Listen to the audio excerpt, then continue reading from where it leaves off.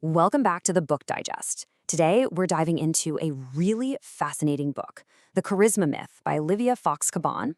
And it makes this pretty radical claim, right?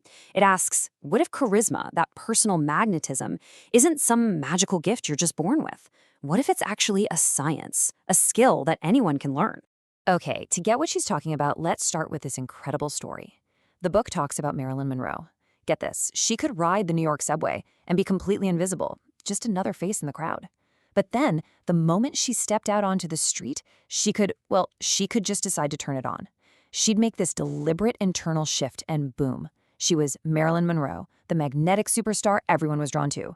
It was like she had a charisma light switch she could flip on and off at will. And that story right there is the perfect illustration of the book's central idea. We're going to talk about the myth of charisma. You know, this whole idea that it's some kind of innate magical quality you either have or you don't. Well, Cabane says that's the myth. The reality, which is actually backed by a lot of science, is way more practical and, honestly, way more hopeful. So what exactly is charisma then? It's not some invisible aura or magical force field. It's actually a set of specific, learnable behaviors. Think about it. When we see someone as charismatic, our brains are just picking up on a whole bunch of signals they're sending out. Signals of confidence, of focus, of goodwill. We process all of this stuff unconsciously, and it creates that feeling of personal magnetism.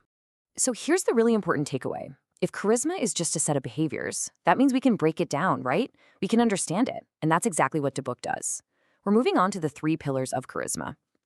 Cabane argues that basically all charismatic behavior boils down to 3 core components. And the key is they have to work together. So what are these 3 pillars? Well, they are presence, power, and warmth.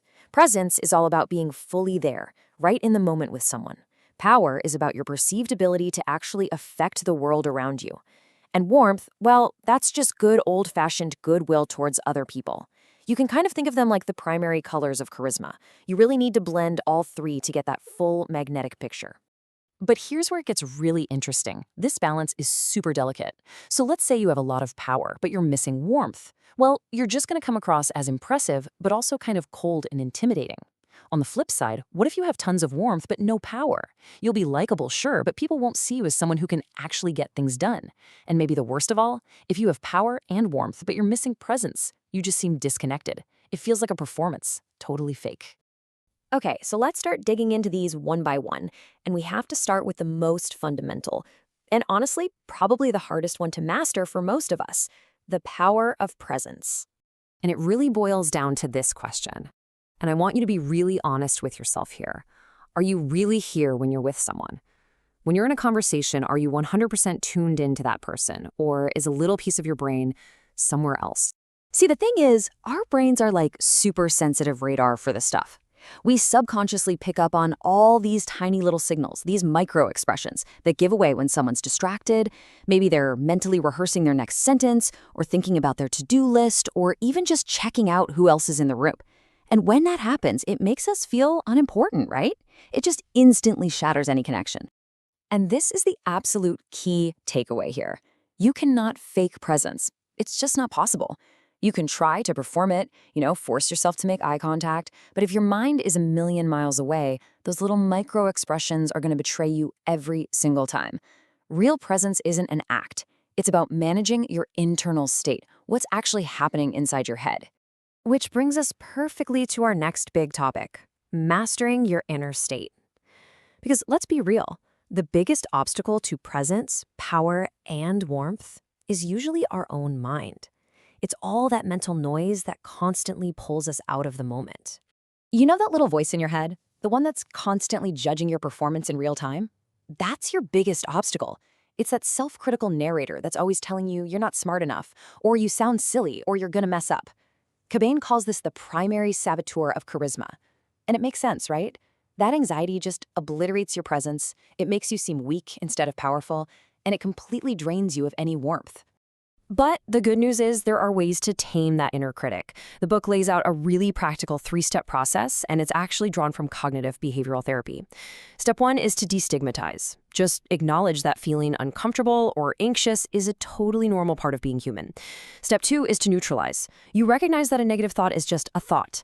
It's a little blip in your brain. It's not objective reality.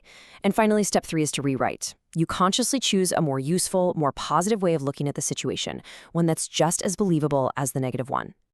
Okay, so once you start getting a handle on that internal world, what does charisma actually look like in practice? Well, we're going to talk about putting it all together, because it's definitely not a one-size-fits-all kind of thing. The book outlines 4 main styles of charisma, and they're really just different combinations of those 3 pillars: presence, power, and warmth. So let's break down these 4 charisma styles. First up, you've got focused charisma. Think of Bill Clinton. This is all about making someone feel like they are the absolute center of your universe. It's built on presence. Then there's visionary charisma. Think Steve Jobs. This is about inspiring people with an unshakable belief in a vision. Next is kindness charisma. The Dalai Lama is the perfect example here. It's all about connecting through genuine warmth. And finally, there's authority charisma. This is your classic military commander type, built on projecting power and status. And the big takeaway here is that you don't have to be Steve Jobs or the Dalai Lama to be charismatic. Anyone can develop these styles by cultivating the right internal state. Take focus charisma, for example. That's probably the most accessible one for all of us. All it really requires is that you give someone your complete, undivided attention. The whole point is to find a style or a mix of styles that feels authentic to you, and then do the inner work to support it. And that brings us to a really, really important final point from the book. Charisma is a powerful tool. And like all powerful tools, it comes with the requirement of conscious use. See, learning this stuff isn't just about gaining a cool new skill to be more influential. It's also about accepting a big new responsibility. Because when you have the power to command attention and earn people's trust, well, it really matters how you choose to use it. So in the end, the book leaves us with this final, powerful question to think about. The real question isn't, can you learn charisma? Because the book pretty clearly argues that yes, you absolutely can. The much deeper, more important question is, how will you choose to use it?